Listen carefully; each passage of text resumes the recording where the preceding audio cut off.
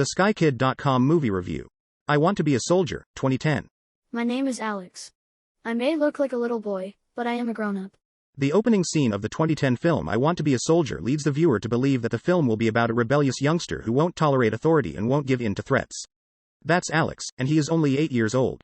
But then we see other scenes from earlier in his life that portray a young boy's ideal upbringing, recorded via the family camcorder. But is it the same boy? And if it is, what may have caused the transformation that resulted in his complete change of behavior? Is this change a normal part of growing up, or is it something else? Like all kids, Alex dreams of his future. He wishes to become an astronaut, and as he gets his goodnight kiss from his mother, his only worry is how he will be able to do that if they both wear helmets during a space trip to the moon. One needs a lot of support to prepare to be an astronaut. But Alex is not alone. You see, he has a friend. True, it's an imaginary friend, yet very real to Alex. A real astronaut who offers tutelary guidance to the boy as his mentor and, yes, as a role model too. Things start to change when Alex's mother gives birth to 2 babies.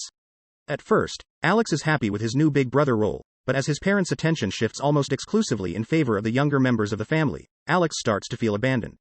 He demands a TV set in his room, and his parents, who have always been reluctant to provide him with his own TV, finally give in and grant his wish. What happens next will not surprise anyone. The young Spanish director, Christian Molina, successfully transformed a somewhat less than original plot into a realistic tale about the influence that modern media may have on adolescents when adults abdicate from their responsibility.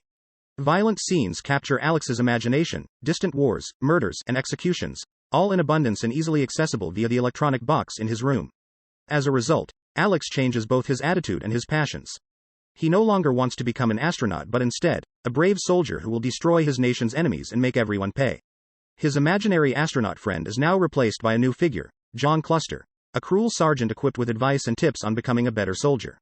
After all, that's one of the roles imaginary friends have, right? They help kids make sense of the adult world around them. Though the plot of I Want to Be a Soldier doesn't exactly shine with originality, it does feature several carefully placed story turning points that manage to keep the viewer engaged. The young Fergus Reardon, for whom the role of Alex is his first lead role in a feature film, delivers an outstanding performance. Because of it, the tension that builds within Alex on the screen is truthfully reflected to the viewer.